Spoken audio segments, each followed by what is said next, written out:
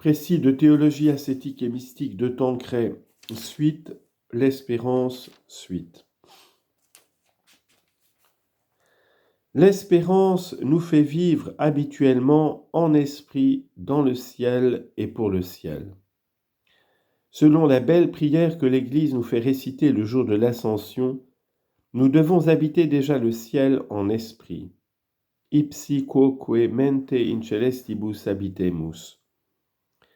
Ce qui veut dire que c'est pour le ciel qu'il faut agir et souffrir. C'est vers lui que nous devons diriger nos désirs et nos cœurs. Ut inter mundanas varietates ibi nostra fixas sin corda, ubi vera sunt gaudia. Et comme les joies de la communion sont un avant-goût du bonheur du ciel, c'est là que nous irons en attendant chercher les véritables consolations dont notre cœur a besoin. Cette pensée nous fera prier souvent avec confiance pour le don de persévérance finale, le plus précieux de tous les dons. Nous le pouvons sans doute mériter, mais nous pouvons l'obtenir de la miséricorde. Nous ne pouvons sans doute le mériter, mais nous pouvons l'obtenir de la miséricorde divine. Nous n'aurons du reste pour cela qu'à nous unir aux prières dans lesquelles la Sainte Église nous fait demander la grâce d'une bonne mort. Par exemple, l'Ave Maria, que nous récitons si souvent, et où nous implorons la protection spéciale de Marie pour l'heure de la mort. Les parfaits pratiquent la confiance en Dieu par le saint abandon que nous décrirons en traitant de la voie unitive. Article 3. La vertu de charité. La vertu de charité surnaturalise et sanctifie le sentiment de l'amour, amour envers Dieu, amour envers le prochain. Après quelques remarques préliminaires sur l'amour, nous traiterons, premièrement, de la charité envers Dieu, deuxièmement, de la charité envers le prochain, troisièmement, du Sacré-Cœur de Jésus, modèle de l'une et de l'autre.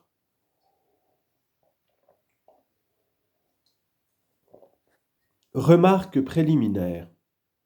L'amour en général est un mouvement, une tendance de notre âme vers le bien. Si le bien vers lequel nous nous portons est sensible et perçu par l'imagination comme agréable, notre amour sera lui-même sensible. Si le bien est honnête et connu par la raison comme digne d'estime, notre amour sera rationnel. Si le bien est surnaturel et perçu par la foi, notre amour sera chrétien.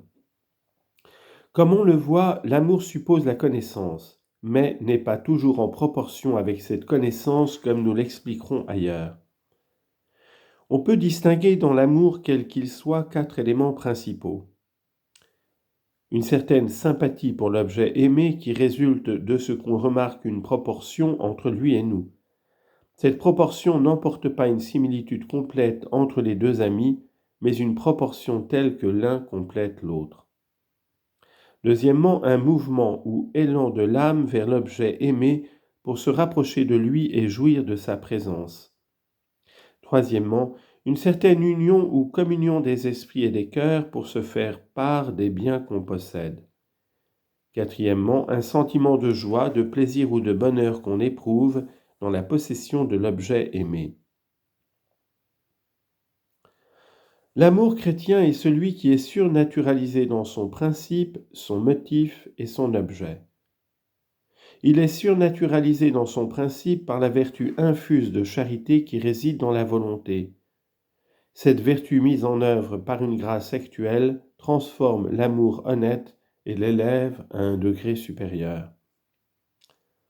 La foi nous fournit alors un motif surnaturel pour sanctifier nos actions. Elle les dirige d'abord vers Dieu, en qui elle nous montre le bien suprême infini qui seul répond à nos légitimes aspirations, puis vers les créatures qu'elle nous représente comme un reflet des perfections divines, si bien qu'en les aimant, nous aimons Dieu lui-même. L'objet de notre amour devient ainsi surnaturel. Le Dieu que nous aimons, ce n'est pas le Dieu abstrait de la raison, mais le Dieu vivant de la foi, le Père qui engendre un Fils de toute éternité et nous adopte pour enfants. Le Fils égal au Père qui en s'incarnant devient notre frère. le Saint-Esprit, amour mutuel du Père et du Fils, qui vient répandre dans nos âmes la divine charité. Les créatures elles-mêmes nous apparaissent non pas en leur être naturel, mais telles que la révélation nous les montre. Ainsi, les hommes sont pour nous des enfants de Dieu, notre Père commun, des frères en Jésus-Christ, des temples vivants du Saint-Esprit. Tout donc est surnaturel dans l'amour chrétien. Selon saint Thomas, la charité ajoute à l'amour l'idée d'une certaine perfection provenant d'une grande estime pour l'objet aimé. Ainsi, toute charité est amour, mais tout amour n'est pas charité. On peut définir la charité une vertu théologale qui nous fait aimer Dieu de la façon qu'il s'aime, par-dessus toute chose, pour lui-même et le prochain, pour l'amour de Dieu. Cette vertu a donc un double objet, Dieu et le prochain. Mais ces deux objets n'en font qu'un, parce que nous n'aimons les créatures qu'en tant qu'elles sont une expression, un reflet des perfections divines. C'est donc Dieu que nous aimons en elles.